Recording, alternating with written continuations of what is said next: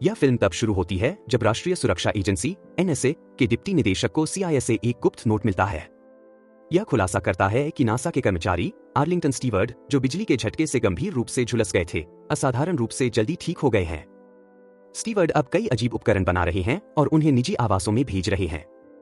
5 महीने बाद वर्जीनिया में आर्थर और नोर्मा लुइस को सुबह सुबह दरवाजे की घंटी से जगाया जाता है।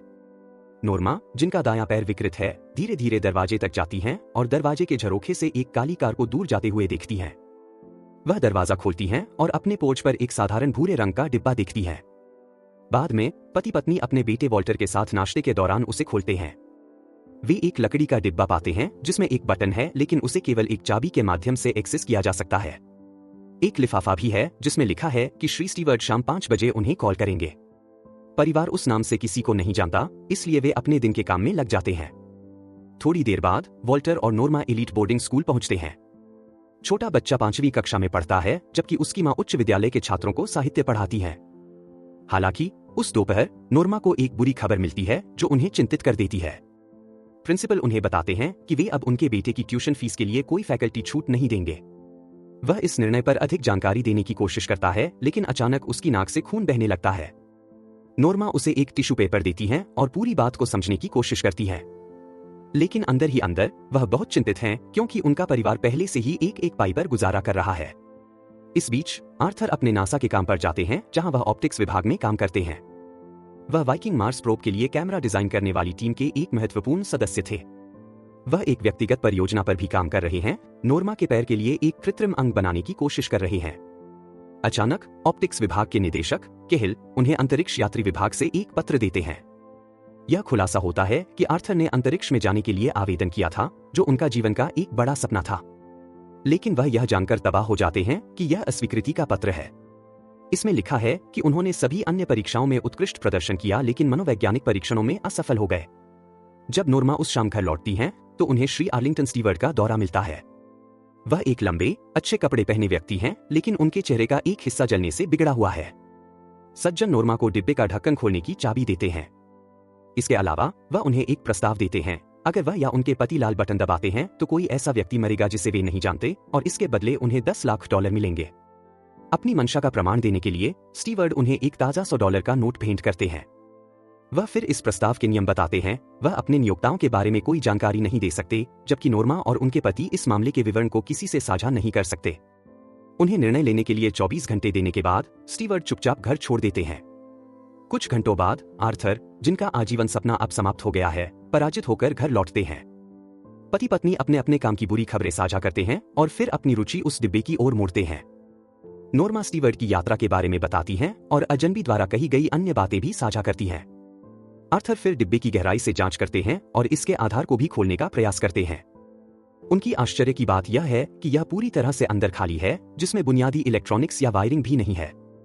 यह उन्हें आश्चर्यचकित करता है कि क्या कोई जान भी पाएगा कि बटन दबाया गया है या नहीं। हालांकि जोड़े को यह भी एहसास होता है कि यदि उन्होंने जल्दी फैसला नहीं लिया तो वे जल्द ही गंभीर आर्थिक संकट में फंस सकते हैं। अगले दिन आर्थर के एक सहकर्मी जेफरी कांस को उनकी पत्नी से एक परेशान करने वाला फोन आता है। वह बताती हैं कि उन्होंने एक महिला को एक किराना स्टोर में अपहरण होते देखा।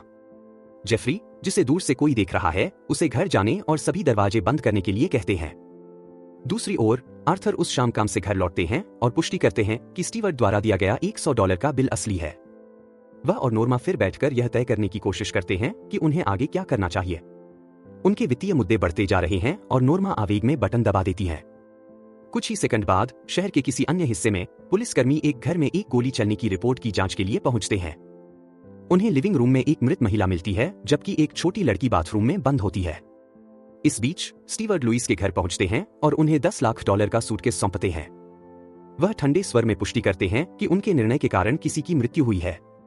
स्टीवर्ड फिर डिब्बे को उठाते हैं, जिसे वह किसी नए व्यक्ति को देने का इरादा रखते हैं, लेकिन छोड़ने से पहले वह कुछ बहुत ही डरावनी बात कहते हैं। जब डिब्बा अगले व्यक्ति को दिया जाएगा तो लुइस परिवार के करीब का कोई भी मर सकता है। भयभीत आर्थर सूटकेस वापस करने की कोशिश करते हैं, लेकिन स्टीवर्ड उन्हें अनदेखा करते हैं और चले जाते हैं। हालांकि युगल उनके लाइसेंस प्लेट नंबर को लिखने में सफल होते हैं। स्थानीय पुलिस स्टेशन में नोर्मा के पिता डिक मृत महिला के मामले पर काम कर रहे हैं। यह खुलासा होता है कि वह महिला और कोई नहीं बल्कि जेफरी की पत्नी है। पुलिस को संदेह है कि पति हत्या के पीछे है क्योंकि वह कहीं भी नहीं मिल रहा।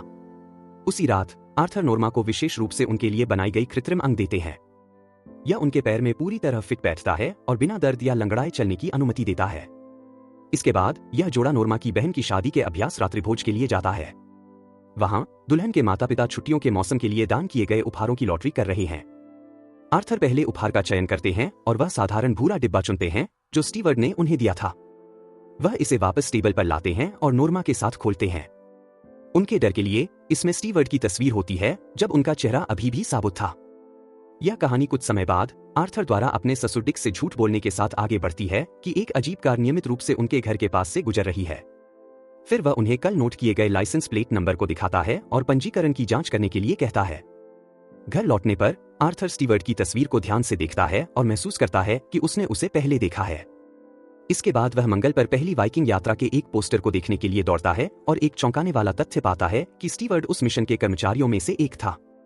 अगले दिन स्टीवर्ड नॉर्मा को फोन कर चेतावनी देता है कि उसे जांच करने की कोशिश करने के संभावित परिणामों के बारे में सावधान रहना चाहिए, लेकिन फिर भी वह उससे मिलने की इच्छुक होती है और वह जवाब देता है कि वह उसके पिछले आंगन में है। नॉर्मा तुरंत मुड़ती है और बाहर एक अजीब आदमी को खुले मुंह से घूरते हुए देखती है।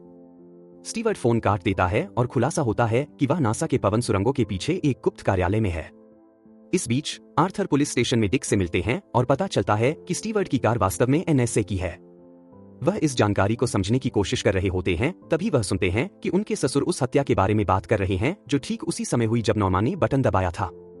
सुराग पाने के लिए बेताब आर्थर उनसे अपराध स्थल पर ले जाने का अनुरोध करते हैं। इसके तुरंत बाद वे जेफरी के घर पहुंचते हैं, जहां आर्थर को मेज पर स्टीवर्ड की एक तस्वीर मिलती है। एक छोटी पुस्तिका भी है जिसका नाम ह्यूमन रिसोर्स एक्सप्लॉयटेशन मैनुअल है, जिसमें एक कॉल नंबर लिखा है। कॉल नंबर पुस्तकालय में पुस्तक के स्थान का एक विशिष्ट पता होता है। तो आर्थर पुस्तिका चुरा लेते हैं जब डिक कहीं और व्यस्त होते हैं। इस बीच नॉर्मा अपनी मां के साथ खरीदारी कर रही होती है, तभी एक अजीब महिला उनसे संपर्क करती है। वह अजनबी नॉर्मा को बताती है कि एनएसए उसे ऐसा करने दे रहा है, नासा उसे रोक नहीं सकता और विषय सभी खुशहाल विवाहित जोड़े हैं जिनके बच्चे हैं। अजनबी उसे कुछ संख्याओं के साथ एक नोट भी देती है और नाक से खून बहने के साथ बेहोश हो जाती है। हैरान नॉर्मा उस नोट को देखती है और महसूस करती है कि इसमें रिचमंड लाइब्रेरी का कॉल नंबर है। अगले दृश्य में नॉर्मा और आर्थर दोनों अलग अलग संकेतों का अनुसरण करते हुए लाइब्रेरी जाते हैं। उसका कॉल नंबर उसे एक फिल्म रोल तक ले जाता है जिसमें नासा से वीडियो रिकॉर्डिंग होती है। पता चलता है फुटेज उस पहले वाइकिंग मार्स प्रोब के लॉन्च का है जहां स्टीवर्ड को बिजली का झटका लगा था। वहां एक प्रेस कॉन्फ्रेंस में उनकी उपस्थिति की क्लिप भी है। पूरी वीडियो देखने के बाद नॉर्मा को दो महिलाओं द्वारा एक बड़े हॉल में ले जाया जाता है जहां स्टीवर्ड प्रतीक्षा कर रहे होते हैं। वह नॉर्मा से कहते हैं कि बिजली के झटके के बाद से वह परग्रही जीवन से संवाद कर रहे हैं। वह यह भी जानना चाहते हैं कि नॉर्मा ने पहली बार उनका विकृत चेहरा देखकर क्या महसूस किया। नॉर्मा जवाब देती है कि उसने प्रेम महसूस किया क्योंकि वह जानती है कि विकृति किसी के जीवन में कितना दर्द लाती है। कम से कम वह अपना पैर छुपा सकती है, जबकि स्टीवर्ड को अपने आधे जले चेहरे को खुले में रखना पड़ता है। नॉर्मा आगे कहती है कि वह कभी भी अपने लिए दुख महसूस नहीं करेगी। उसके शब्दों से हैरान स्टीवर्ड अपना हाथ बढ़ाते हैं। नॉर्मा उसे प्रेमपूर्वक पकड़ लेती है और तुरंत बेहोश हो जाती है। दूसरी ओर आर्थर का कॉल नंबर उसे एक पुस्तक तक ले जाता है जिसमें एक समाचार लेख होता है कि एक नासा कर्मचारी को बिजली का झटका लगा था। जैसे ही वह इसे पढ़ना समाप्त करता है, लोगों का एक समूह उसे लाइब्रेरी की रिसेप्शन पर ले जाता है जहां स्टीवर्ड की पत्नी क्लेमीन उसकी प्रतीक्षा कर रही होती है। वह आर्थर को एक अन्य कमरे में ले जाती है जहां फर्श से 3 गेटवे प्रकट होते हैं। अब आर्थर को सावधानी पूर्वक चुनना होगा क्योंकि केवल एक गेटवे मुक्ति की ओर ले जाता है जबकि अन्य 2 अनंत अभिशाप की ओर। क्लेमीन अपना हाथ बढ़ाती है और गेटवे को सक्रिय करते हुए खून बहने लगता है जो पानी के 3 स्तंभ बन जाते हैं। आर्थर फिर दूसरा गेटवे चुनते हैं और एक चकाचौंध सफेद रोशनी में समा जाते हैं। कुछ क्षण बाद वह और पानी का स्तंभ उसके कमरे में प्रकट होते हैं, जिससे संकेत मिलता है कि उसने सही गेटवे चुना था। वह एक सोती हुई नॉर्मा के ऊपर तैरता है जो उसके ठीक सामने उठती है और पानी बिस्तर पर गिर जाता है। सेकंड बाद वॉल्टर उनकी जांच करने आता है और नॉर्मा को बताता है कि कल रात वह एक ज़ॉम्बी की तरह घर पहुंची। उसने कुछ नहीं कहा और सीधे बिस्तर पर चली गई। इस बीच कैहिल एक एनएसए कर्मचारी से गुप्त रूप से मिलते हैं और दोनों के बीच आर्लिंगटन स्टीवर्ड के बारे में बातचीत होती है। पता चलता है बिजली के झटके के बाद स्टीवर्ड की मृत्यु हो गई थी और उनका शरीर शवगृह में ले जाया गया था, लेकिन कुछ घंटों बाद वह जीवन में वापस आ गए थे और उन्हें एक उच्च सुरक्षा सैन्य अस्पताल में स्थानांतरित कर दिया गया था। तब से स्टीवर्ड ने कुछ असाधारण क्षमताएं प्रदर्शित की हैं, जैसे तेजी से ठीक होना और कोशिकाओं का अवरोधित क्षय। अपने गुप्त ठिकाने में स्टीवर्ड अपने एक आदमी के साथ बातचीत करते हैं। अब यह स्पष्ट है कि एक उन्नत परग्रही जीवन ने उन्हें बिजली के झटके के बाद संपर्क किया था। इन परग्रही जीवनों ने उनसे एक परीक्षण तैयार करने के लिए कहा ताकि वे जान सकें कि क्या मानवता को अस्तित्व में बने रहने की अनुमति दी जानी चाहिए या नहीं। इसके अलावा स्टीवर्ड समझाते हैं कि घर, कार और टीवी सभी बॉक्स हैं। वास्तव में वह तर्क देते हैं कि मानव शरीर भी आत्मा के लिए एक बॉक्स है। यही कारण है कि उन्होंने मानवता के भविष्य की इस परीक्षा के लिए एक बॉक्स का चयन किया। उस रात बाद में लुइस परिवार नॉर्मा की बहन की शादी में जाता है। आर्थर और नॉर्मा डांस करते हैं और वह पुस्तकालय में अपने अनुभव को एक गर्म आलिंगन के रूप में वर्णित करता है, जो न यहाँ है न परलोक में, बल्कि दोनों के बीच कुछ है। लेकिन जैसे ही वह बात कर रहा होता है, उसे अचानक उल्टी जैसा महसूस होता है और वह थोड़ी ताजी हवा लेने के लिए बाहर चला जाता है। कुछ क्षण बाद जेफरी वहां पहुंचता है और आर्थर की ओर बंदूक तान देता है। वह बिना सिर पैर की बातें करने लगता है, कहता है कि उसके लिए बहुत देर हो चुकी है, लेकिन वह अभी भी दूसरों को बचा सकता है। फिर वह एक भ्रमित आर्थर को अपने साथ एक ट्रक में बैठने के लिए मजबूर करता है। इस बीच वॉल्टर और नॉर्मा नोटिस करते हैं कि आर्थर गायब है और उसे ढूंढने के लिए दौड़ते हैं। लेकिन कुछ लोग अचानक वहां आते हैं और दोनों को अगवा कर लेते हैं। ट्रक में जेफरी आर्थर को कुछ गुप्त फाइलें दिखाता है जो स्टीवर्ड के मृत से लौटने के बाद की गई गतिविधियों का दस्तावेजीकरण करती हैं। खुलासा होता है कि जेफरी ने वही बॉक्स परीक्षण किया था जिससे आर्थर वर्तमान में गुजर रहा है। अंततः जेफरी को अपनी बेटी के लिए अपनी पत्नी की हत्या करनी पड़ी थी, जिसे स्टीवर्ड ने अपहरण कर लिया था। थोड़ी देर बाद ट्रक रुकता है जब जेफरी एक सांता क्लॉज की पोशाक पहने आदमी को सड़क अवरुद्ध करते हुए देखता है। लेकिन इससे पहले कि वे आगे कुछ देख पाते, उनकी ट्रक को एक अन्य वाहन से टक्कर मार दी जाती है, जिससे पता चलता है कि सांता स्टीवर्ड के कर्मचारियों में से एक था। हालांकि जब पुलिस पहुंचती है तो उन्हें केवल ट्रक में जेफरी का शरीर ही मिलता है। दृश्य अचानक बदलता है और आर्थर खुद को एक नासा हैंगर से बाहर निकलते हुए पाता है।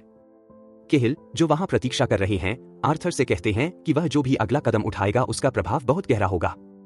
इसके बाद आर्थर और नॉर्मा को उनके घर वापस ले जाया जाता है, जहां स्टीवर्ड उनके अंतिम परीक्षण के साथ इंतजार कर रहे हैं। उन्होंने वॉल्टर को आनुवंशिक रूप से संशोधित कर उसे बहरा और अंधा बना दिया है। वह बेचारा लड़का वर्तमान में ऊपर के बाथरूम में बंद है। अब उसके माता पिता को दो अत्यंत कठिन विकल्पों में से एक का चयन करना होगा। पहला यह है कि वे अपने शेष जीवन को अपने पैसे का आनंद लेते हुए और विकलांग बेटे के साथ बिताएं। दूसरा यह है कि आर्थर नॉर्मा को मार सकता है, जिससे वॉल्टर को उसकी इंद्रियां वापस मिल जाएंगी। यदि वे दूसरा विकल्प चुनते हैं तो पैसा एक खाते में डाल दिया जाएगा और वॉल्टर उसे 18 साल की उम्र में एक्सेस कर सकेगा। इसके बाद स्टीवर्ड एक टेबल पर एक रिवॉल्वर रखकर उन्हें निर्णय लेने के लिए कहता है। गुस्से में आर्थर बंदूक उठाता है और स्टीवर्ड के सिर पर तान देता है। लेकिन स्टीवर्ड बताते हैं कि उसे मारने से आर्थर को केवल जेल में डाल दिया जाएगा, जबकि कोई और इन परीक्षणों को जारी रखने के लिए भेज दिया जाएगा। स्टीवर्ड के जाने के बाद दंपत्ति बाथरूम की ओर दौड़ते हैं, लेकिन दरवाजा बंद है और वे उसे तोड़ नहीं सकते क्योंकि वॉल्टर दूसरी तरफ है। फिर नॉर्मा निर्णय लेती है कि वह अपने बेटे को इस स्थिति में नहीं देख सकती, इसलिए वह आर्थर से उसे मारने के लिए कहती है। हमारा नायक उस लालच से तबाह है जिसने उन्हें इस स्थिति में डाल दिया है, लेकिन वह भी उसके निर्णय से सहमत है। दंपत्ति फिर भावपूर्ण चुंबन लेते हैं और आर्थर ट्रिगर दबाता है, नॉर्मा के दिल में गोली मारता है। उसी समय पड़ोस के एक अन्य जोड़े ने बॉक्स पर बटन दबा दिया। इस बीच आर्थर बाथरूम के दरवाजे के पास अपने बेटे से बात करने लौटता है, लेकिन पुलिस तुरंत उसे ले जाती है। पुलिस कार में भेजने के बजाय उसे एनएसए की एक काली कार में बिठा दिया जाता है। केहिल आर्थर से कहता है कि वह चिंता न करे क्योंकि वह वॉल्टर का अच्छी तरह से ख्याल रखेगा, जो अब अपनी इंद्रियां पुनः प्राप्त कर चुका है। फिल्म के अंत में स्टीवर्ड उस अन्य परिवार के घर से बॉक्स को पुनः प्राप्त करते हैं, इसे किसी नए व्यक्ति को देने के लिए तैयार।